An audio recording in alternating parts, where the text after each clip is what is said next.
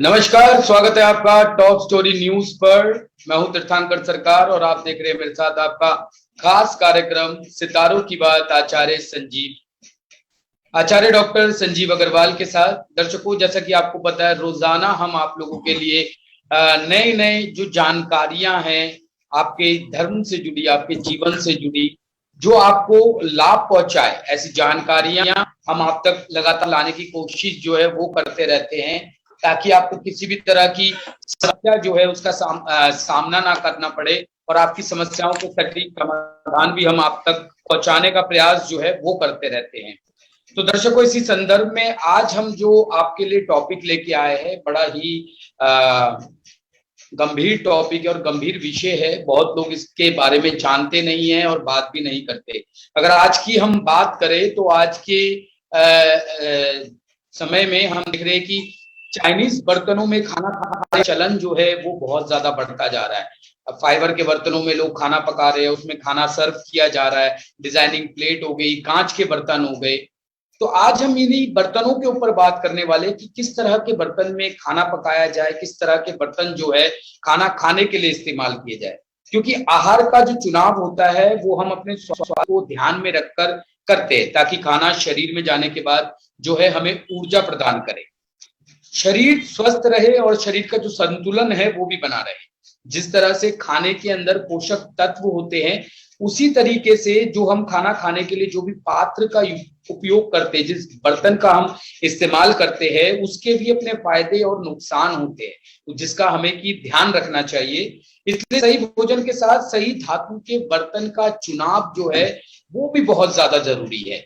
तो आज हम इसी विषय पे बात करेंगे। आचार्य जी हमारे साथ जुड़ चुके हैं। आचार्य जी, बहुत बहुत स्वागत है आपका टॉप स्टोरी न्यूज पर। नमस्कार, जय मां भारती, जय श्री राम। सागर जी, आप बहुत दुविधा में डालते हैं सरकार की। आपको ऐसे क्वेश्चन आप पूछते हैं जो सच में बड़े गंभीर हैं। अभी तक तो आपने सुना होगा कि जैसा खाए भोजन, जैसा पिए पानी, वैसी हो जाए वाणी। जैसा आप भोजन करेंगे और वैसा ही आपका शरीर बनेगा, आपकी सोच बनेगी। ऐसे ही इसी प्रकार जब हम भोजन करते हैं तो उसका जो पात्र होता है या उसको बनाने का पात्र होता है, उसके अंदर सबसे बड़ी बात देखी जाती है उसके कंटेंट क्या है और बॉडी पे उसका असर क्या होता है।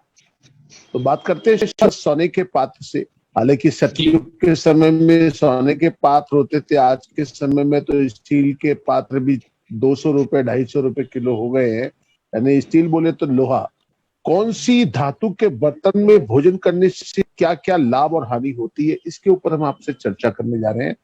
देखिए, सोने के पात्र की बता दूं, सोने के पात्र में जो लोग निसंतान हैं, जिन लोगों को संतान की उत्पत्ति किसी भी वजह से नहीं हुई है, यदि वो सोने के पात्र का बना हुआ भोजन करेंगे तो उनको बिना आईवीएफ में जाए भी संतान उत्पन्न हो सकती है। इसको आप बिल्कुल पेटेंट करा लेना, रजिस्टर्ड करा लेना इस बात को। सोना एक गर्म धातु है। सोने के बने पात्र में भोजन करने उससे शरीर की आंतरिक और बाहरी दोनों स्थिति, दोनों हिस्से कठोर हो जाते हैं, बलवान, ताकतवर, मजबूत बनते हैं। साथ ही साथ सोना आंखों की रोशनी बढ़ाता है। सोना एक कीमती धातु है, इसलिए एक छोटा टुकड़ा सोने का मिट्टी के घड़े में डालकर उसका पानी पिया जा सकता है। इससे आपका आंतरिक हिस्सा मजबूत होता है। इसके बाद आती है चांदी। चांदी एक ठंडी धातु है जो शरीर की आंतरिक ठंडक पहुंचाती है। और आपको बता दूं मैं, जो लोग अति क्रोध के शिकार हो जाते हैं उनके लिए भी कहा जाता है कि चांदी के गिलास में रखा हुआ पानी पीजिए तो आपका मन को शांत मिलेगी, आपकी मति शांत होगी। तो शरीर को शांत रखने के लिए चांदी का पात्र बहुत बढ़िया होता है। इसका बना हुआ भोजन या इसमें किया हुआ भोजन भी सुटेस्टी होता है, पाचन क्रिया बढ़ जाती है, साथ ही आंखों की रोशनी बढ़ती है। इसके अलावा पित्त दोष, कफ और वायु दोष पे भी नियंत्रण बना रहता है। सोने जैसे ही एक छोटे टुकड़े को मिट्टी के घड़े में डाल दें और पानी मिट्टी के घड़े का ठंडा पिए तो उससे भी हमारी आत्मा तक शांति पहुंचती है। ये बिल्कुल पक्की बात है जी। अब तो कांसे का समय, अब कांसे की बात करता हूँ। कांसे को तो लोगों को आज की पीढ़ी तो कांसे के बारे में जानती ही नहीं है। कांसा एक तेज बुद्धि कारक होता है। इसमें पीतल, ब्रास और स्टील मिला के बनाया जाता है। जनरली हमारे जी मंदिरों के जो घंटे होते हैं जो तेज आवाज से बजते हैं वो कांसे के होते हैं। अभी आपने देखा होगा 840 किलो का एक घंटा अयोध्या के अंदर बना है। हमारे कासगंज के अंदर तो इसका कांसे का काम बहुत ज्यादा होता है, उत्तर प्रदेश के कासगंज में। इसके अंदर जी बर्तन, इस बर्तन में खाना खाने से, इस बर्तन में पहले हड्डियां होती थी, दाल वगैरह उबाली जाती थी कांसे के बर्तन में, प्रचलन से बाहर हो गया है क्योंकि कॉस्टली हो गया है।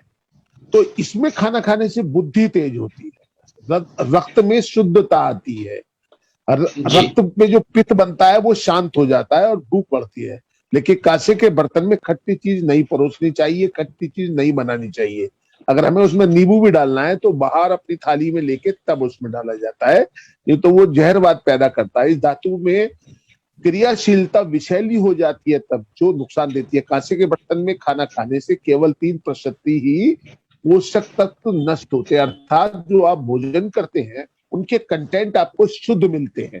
और अगर आप उसी को मतलब आप तांबे में की जगह आप उसको या कांसे की जगह उसको आप लोहे के बर्तन में खाएं तो आपको 80% तक नुकसान होगा।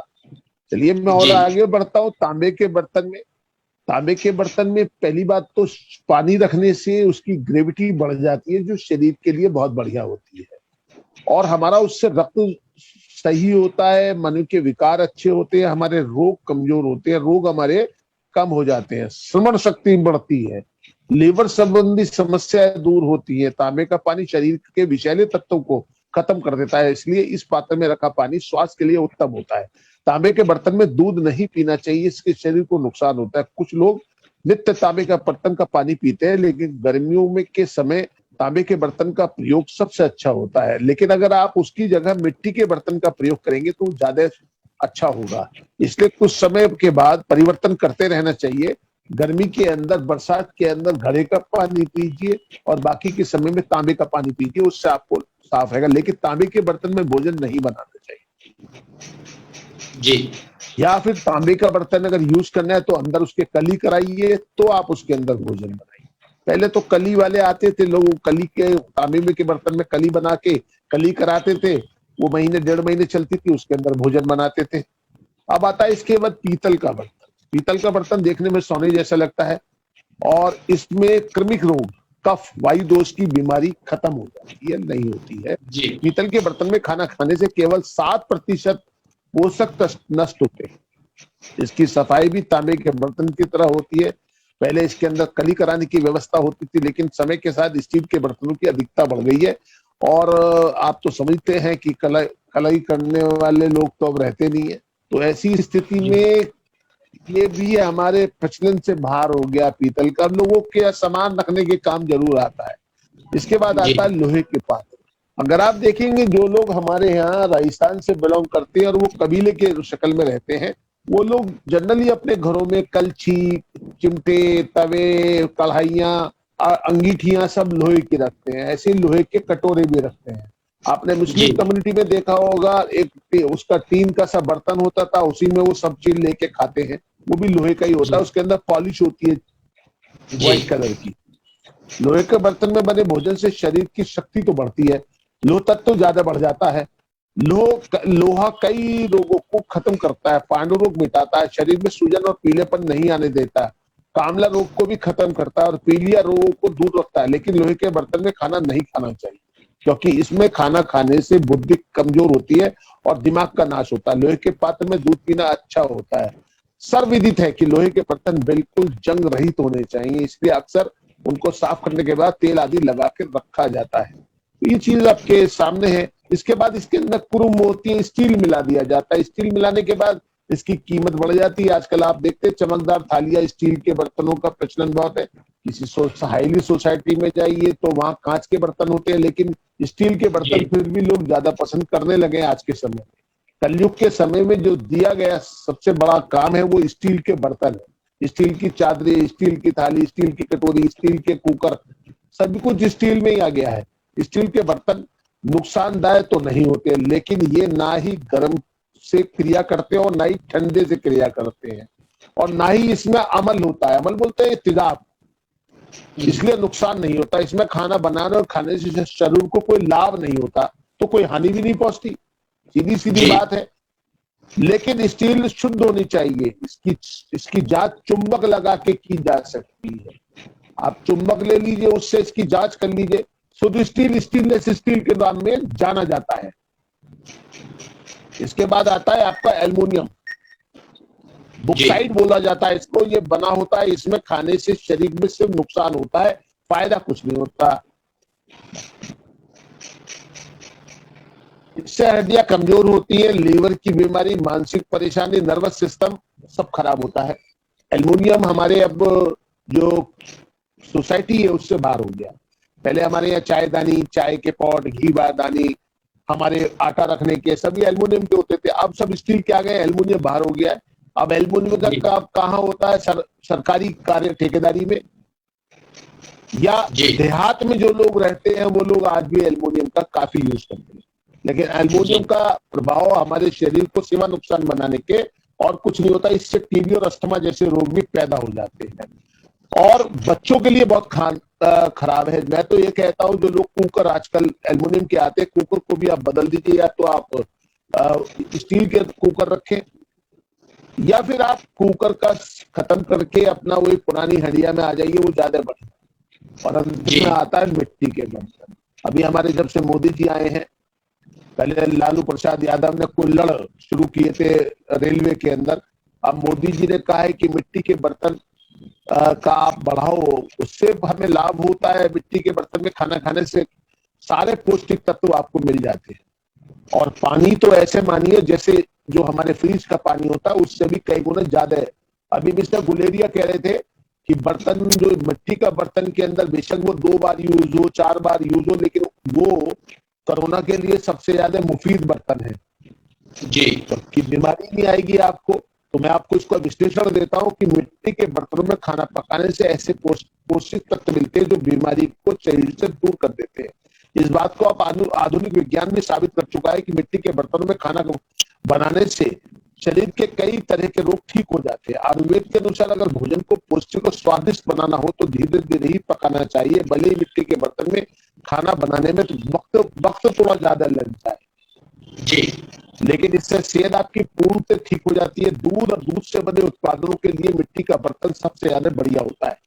मिट्टी के बर्तन में खाना बनाने से 100% पोषक तत्व मिलते हैं, और यदि मिट्टी के बर्तन में खाना खाया जाए तो उसको अलग से भी स्वाद आपका डेवलप होता है और आपको लाभ होता है। और इसकी बनाई हुई इसमें पीली चाय तो आपने देखा होगा बड़ी स्वादिष्ट होती है। हम लोग कई बार तो पिकनिक के लिए भी ये सोचते हैं यार चले वाले के पास चल रहे, मिट्टी के कुल्हड़ में चाय देता है।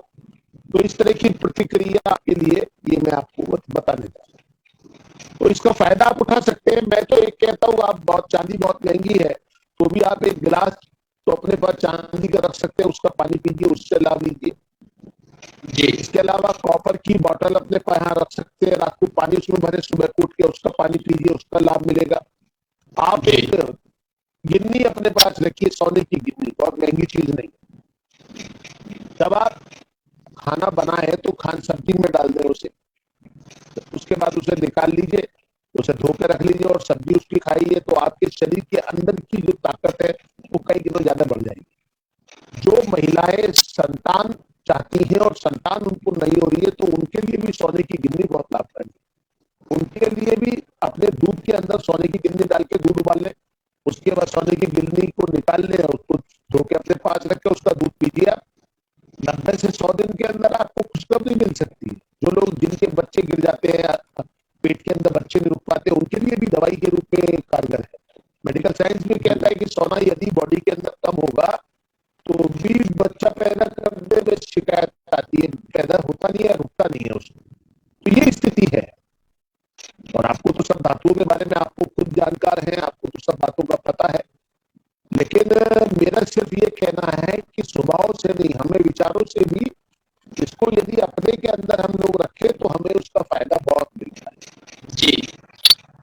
बिल्कुल आचार्य जी, बहुत बेहतरीन बात आज आपने दर्शकों को बताई बर्तनों के विषय में कि किस बर्तन में खाने से क्या लाभ हो सकता है, किस बर्तन में पकाने से क्या लाभ हो सकता है, किस बर्तन के क्या गुण हैं, क्या दोष है। तो मुझे उम्मीद है कि दर्शकों को ये कार्यक्रम भी बहुत पसंद आया होगा, आज का हमारा टॉपिक बहुत पसंद आया होगा। तो आपको जो आचार्य जी ने जो भी उपाय बताए और जिन विषयों के बारे में बताया, तो आप अपने जीवन में एक बार इसको जरूर जो है अपनाएं और आप पाएंगे कि आपके जीवन में कहीं ना कहीं चमत्कारिक लाभ जो है इसके आपको देखने को मिल रहे हैं। आचार्य जी, कुछ सवाल हमारे पास आ चुके हैं यहाँ पर। सुजाता जी हमें लिखती है दिल्ली के जहांगीरपुरी से, इनका जन्म हुआ है 23 जनवरी 1988 को। दिल्ली के जहांगीरपुरी में इनका जन्म हुआ है और समय है इनका 11:30 रात के।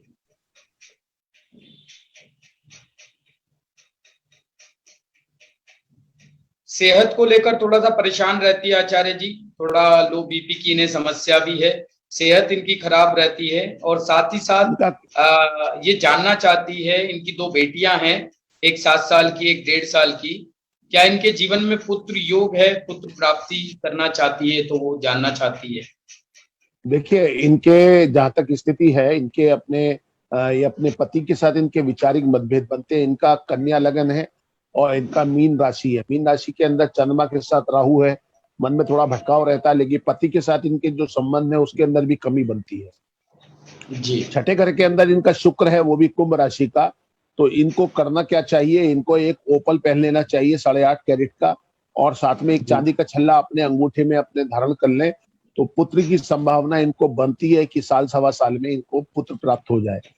हालांकि हम यहाँ से ये बातें, सरकार भी बैन करती है कि पुत्र और पुत्री के बारे में कोई भेद हम लोग ना करें, ना बताएं, लेकिन सवाल जब किसी के जज्बात का होता है तो हमें सवाल का जवाब देना पड़ता है। हालांकि इनकी कुंडली में गज केसरी योग है और मैं तो ये कहता हूँ कि जो जहां तक इनकी स्थिति है बहुत बढ़िया स्थितियों में से मानी जाती है।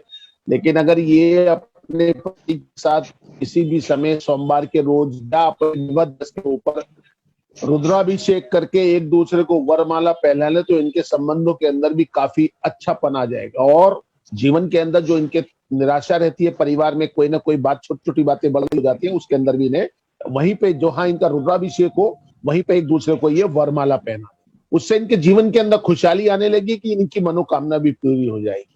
भोजन के बाद यदि एक पान रोज खाएं रात को और उस खाने के बाद पैदल चलें तो 90 से 100 दिन के बाद इनको कंसीव कर लेंगी बालक, और पुत्र के रूप में ही बालक का जन्म होगा, क्योंकि इनके भाग में 3 ही बालक हैं, 2 पुत्री इनको हो चुकी है, आखिरी का पुत्र होना है, तो इनको चांस लेने में दिक्कत नहीं है। मेरी बात को गौर से इन्होंने सुना होगा तो इनके काम है। जी बिल्कुल बिल्कुल आचार्य जी, बहुत बहुत धन्यवाद। उम्मीद है सुजाता जी आपको भी आपके जो प्रश्न थे उसके उत्तर आपको मिल गए होंगे। आचार्य जी ने जो आपको उपाय बताए हैं उन उपायों को करके आप अपने जीवन में जो है जो बदलाव चाहते हैं, जो पॉजिटिव बदलाव चाहते हैं वो जरूर आएंगे। आचार्य जी का आशीर्वाद आपके साथ है।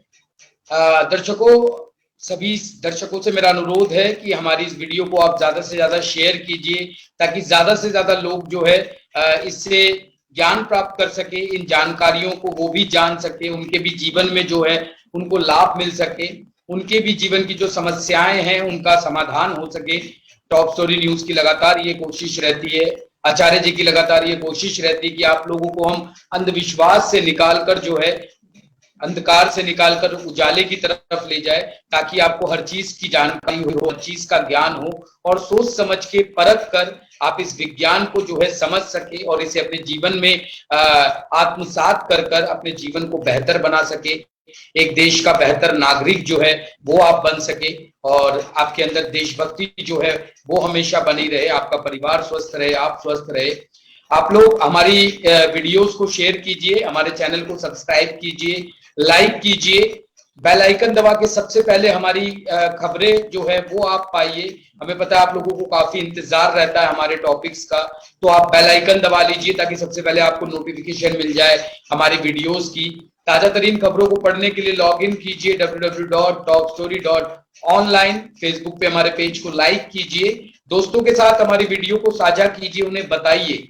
अगर आप अपने इर्द गिर्द कोई समस्या देखते हैं तो उन समस्याओं को हमारे साथ साझा कीजिए, क्योंकि मिल बांट कर ही हम एक अच्छे समाज की संरचना करते हैं और एक अच्छा समाज ही अच्छे देश का निर्माण करता है। एक अच्छा व्यक्ति अच्छे देश के निर्माण में सहयोग करता है। तो सभी सुरक्षित रहिए, क्योंकि कोरोना की तीसरी लहर आने वाली है। तो मास्क पहनिए, सैनिटाइज खुद को करते रहिए, 2 गज की दूरी का जो है वो पालन करते रहिए। कहीं मत जाइएगा, बने रहिएगा हमारे साथ। फिर मिलेंगे कुछ नई जानकारियों के साथ। तब तक के लिए देखते रहिए टॉप स्टोरी न्यूज। जितना